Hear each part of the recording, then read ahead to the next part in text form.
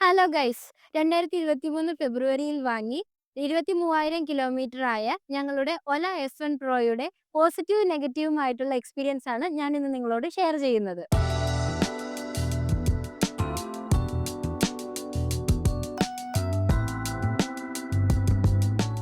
ചെലവ് കുറയ്ക്കുക എന്ന ഉദ്ദേശത്തോടു കൂടിയാണ് ഞങ്ങൾ ഒല S1 പ്രോ മേടിക്കുന്നത്.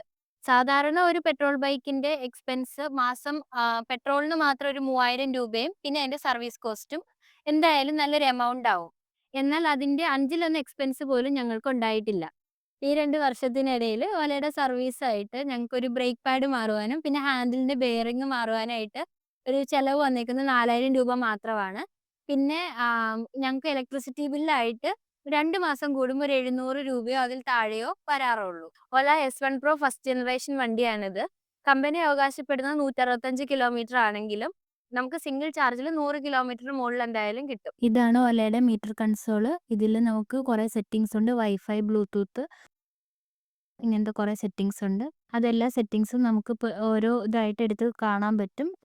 പിന്നെ എബൌട്ട് ഇതിനകത്ത് നമുക്ക് ഓല പർച്ചേസ് ചെയ്ത ഡേറ്റ് 30 ഡിസംബർ 2022 പക്ഷെ നമുക്ക് കിട്ടിയത് ഫെബ്രുവരി 2023 പിന്നെ ഡിസ്റ്റൻസ് ട്രാവൽഡ് എത്രയാണെന്ന് നമുക്കറിയാൻ പറ്റും. Total distance travelled.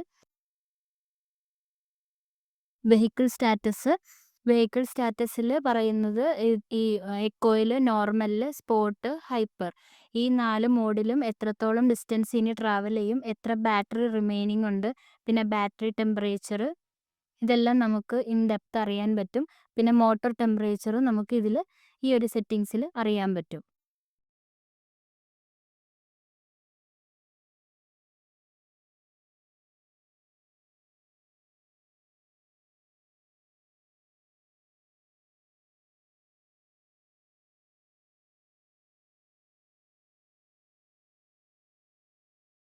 Today's ride status അറിയാൻ പറ്റും. അതായത് ഇന്ന് എത്ര ട്രാവൽ ചെയ്തു, ഡിസ്റ്റൻസ് ട്രാവൽഡ്, നോർമലിൽ, സ്പോർട്ടിൽ, ഹൈപ്പറിൽ എത്ര ഡിസ്റ്റൻസ് ട്രാവൽ ചെയ്തു നമുക്കറിയാൻ പറ്റും. Average speed, top speed, efficiency, regen ഇതെല്ലാം നമുക്ക് അറിയാൻ പറ്റും.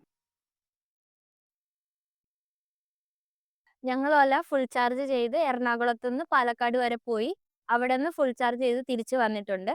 അത് ഏകദേശം ഒരു 120 കിലോമീറ്ററോളം ഉണ്ടായിരുന്നു. പക്ഷെ വേറെ പ്രശ്നങ്ങളൊന്നും ഇല്ലായിരുന്നു. ഇനി നമ്മൾ നോക്കാൻ പോകുന്നത് വണ്ടിയുടെ സ്പീഡിനെ കുറിച്ചാണ്. എക്കോയിൽ 40 കിലോമീറ്റർ പെർ അവറും, നോർമലിൽ 80 കിലോമീറ്റർ പെർ അവറും, സ്പോർട്ടിൽ 90 കിലോമീറ്റർ പെർ അവറും, ഹൈപ്പറിൽ 100 കിലോമീറ്റർ പെർ അവറിന് മുകളിലും പോവും. നോർമലിൽ തന്നെ വണ്ടിക്ക് അത്യാവശ്യം നല്ലൊരു പവറാണ് കിട്ടുന്നത്.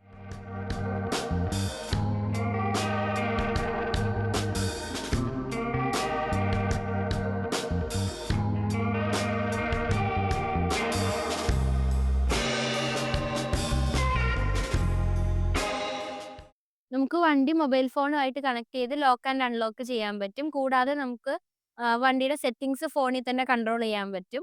പിന്നെ വണ്ടിയുടെ ലൊക്കേഷൻ എവിടെയാണെന്ന് നമുക്ക് ഫോൺ വഴി ഐഡന്റിഫൈ ചെയ്യാൻ പറ്റും. ഇതാണ് ഒലയുടെ മൊബൈൽ ആപ്ലിക്കേഷൻ. ഇതിനകത്ത് നമുക്ക് ലോക്ക് ആൻഡ് അൺലോക്ക് ചെയ്യാൻ പറ്റും. കൂടാതെ ഇതിനൊത്തിരി ഫെസിലിറ്റീസ് ഉണ്ട് ഈ ഒരു ആപ്പിൽ. ഇതിനകത്ത് വണ്ടി എവിടെയാണ് പാർക്ക് ചെയ്തേക്കുന്നത്, വണ്ടിയുടെ ലൊക്കേഷൻ എവിടെയാണെന്ന് അറിയാൻ പറ്റും. കൂടാതെ ഒത്തിരി പ്രോക്സിമിറ്റി അൺലോക്ക് എന്ന് പറഞ്ഞൊരു ഓപ്ഷൻ ഉണ്ട്. അതിനകത്ത് വണ്ടിയുടെ അടുത്തോട്ട് ചെല്ലുമ്പോഴത്തേക്കും നമുക്ക് വണ്ടി അൺലോക്ക് ചെയ്യാനും ലോക്ക് ചെയ്യാനുള്ള ഫെസിലിറ്റീസ് ഉണ്ട്. അതുകൂടാതെ silent proximity unlock, proximity lock ഈ ഫെസിലിറ്റീസ് എല്ലാം ഉണ്ട്. കൂടാതെ സ്കൂട്ടർ ആക്സസ് വേറൊരു യൂസറിനെ നമുക്ക് ആഡ് ചെയ്യണമെങ്കിൽ നമുക്ക് ആഡ് ചെയ്യാം. പിന്നെ റൈഡ് ജേണൽ, അതായത് റീസെന്റ് റൈഡിനെ കുറിച്ചും പിന്നെ എത്ര ഡിസ്റ്റൻസ് ട്രാവൽ ചെയ്തു, എത്ര മണി സേവ് ചെയ്തു, എത്ര കാർബൺ ഡൈ ഓക്സൈഡാണ് നമ്മൾ അവോയ്ഡ് ചെയ്തത്, അങ്ങനത്തെ ഡീറ്റെയിൽസ് എല്ലാം നമുക്ക് ഇൻ ഡീറ്റെയിൽ നമുക്ക് അറിയാൻ പറ്റും. പിന്നെ എക്കോയിലും, നോർമലിലും, സ്പോർട്ടിലും, ഹൈപ്പറിലും എത്ര ദൂരം ട്രാവൽ ചെയ്തു, അത് എത്രത്തോളം യൂസ് ചെയ്തു എന്നുള്ളത് നമുക്ക് ഈ ഒരു ആപ്ലിക്കേഷൻ, ഈ ഒരു സിസ്റ്റം വഴി നമുക്ക് അറിയാൻ പറ്റും.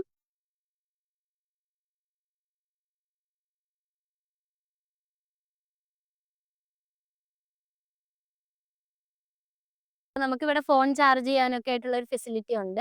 അപ്പോൾ അത് ഫാസ്റ്റ് ചാർജിങ് ഒന്നും അല്ല, നോർമൽ ചാർജിങ് കിട്ടും.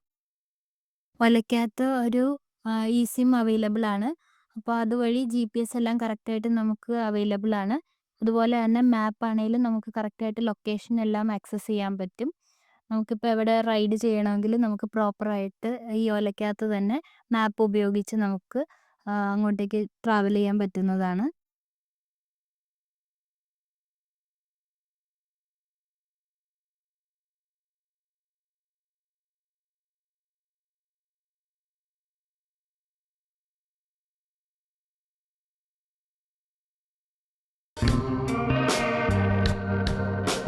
വണ്ടിക്ക് നല്ല സീറ്റിംഗ് കംഫർട്ട് തന്നെയാണ് കിട്ടുന്നത്. ഞങ്ങൾ പാലക്കാട് പോയപ്പോഴാണെങ്കിലും ഹസ്ബൻഡാണ് ഡ്രൈവ് ചെയ്തത്. ഞാൻ ബാക്കിലിരുന്നു. പക്ഷേ എനിക്ക് വേറെ ബാക്ക് പെയിൻ എടുക്കുകയോ അങ്ങനത്തെ പ്രശ്നങ്ങളൊന്നും ഇല്ലായിരുന്നു. ഞങ്ങൾക്കൊരു മിറ്റിയോർ ഉണ്ട്.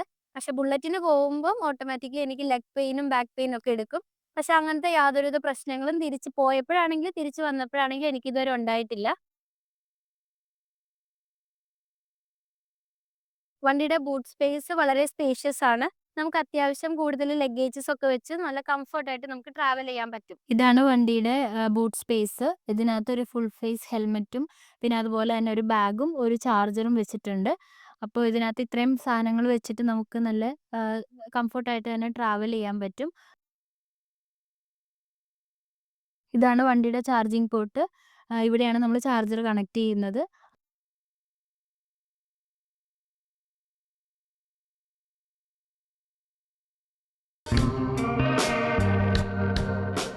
ഇതിന്റെ ഡിസ്പ്ലേ മഴയത്ത് നന്നായി വർക്ക് ചെയ്യുന്നുണ്ട്. ഹെഡ്ലൈറ്റിനെ കുറിച്ച് പറയുകയാണെങ്കിൽ ഇത് LED ആണ്. നല്ല പ്രകാശം തന്നെയാണ് തരുന്നത്. നമുക്ക് വണ്ടിയിൽ പാട്ട് കേൾക്കാൻ പറ്റും. ഇവിടെ 2 സ്പീക്കറിന്റെ ഫെസിലിറ്റി ഒക്കെ ഉണ്ട്. പക്ഷേ സൗണ്ടിന് അത്ര ക്വാളിറ്റി ഒന്നും പ്രതീക്ഷിക്കരുത് ട്ടോ. ഇതിന്റെ ഫ്രണ്ടും ബാക്കും ഡിസ്ക് ബ്രേക്ക് ആണ്. ഞങ്ങൾ ട്രാവലിനൊക്കെ പോകുമ്പോൾ അത്യാവശ്യം പെട്ടെന്ന് സഡൻ ബ്രേക്ക് ഇടേണ്ട സന്ദർഭങ്ങൾ വന്നിട്ടുണ്ട്. അപ്പോഴാണെങ്കിലും വണ്ടി സ്കിഡ് ആവുകയോ അങ്ങനത്തെ വേറെ ബുദ്ധിമുട്ടൊന്നും നമുക്ക് ഉണ്ടായിട്ടില്ല. വണ്ടി സഡൻ ബ്രേക്ക് ഇട്ടാലും സ്റ്റേബിൾ ആയിട്ട് തന്നെയാണ് വണ്ടി നിൽക്കുന്നത്. എനിക്ക് കൂടുതലും പോസിറ്റീവ് സൈഡാണ് വണ്ടിയിൽ തോന്നിയിട്ടുള്ളൂ. പിന്നെ ഒരു 2 നെഗറ്റീവ് സൈഡ് എനിക്ക് തോന്നിയിട്ടുള്ളതെന്ന് വെച്ചാൽ ഇത് ഫസ്റ്റ് ജനറേഷൻ വണ്ടിയാണ്. അപ്പോൾ ഇതിന്റെ ബോഡി പാനലിന് അത്ര ക്വാളിറ്റി ഉള്ളതായിട്ട് എനിക്ക് തോന്നിയിട്ടില്ല. ഇടയ്ക്ക് ഈ ബോഡി പാനലിൽ നിന്ന് തന്നെ സൗണ്ട് വരും.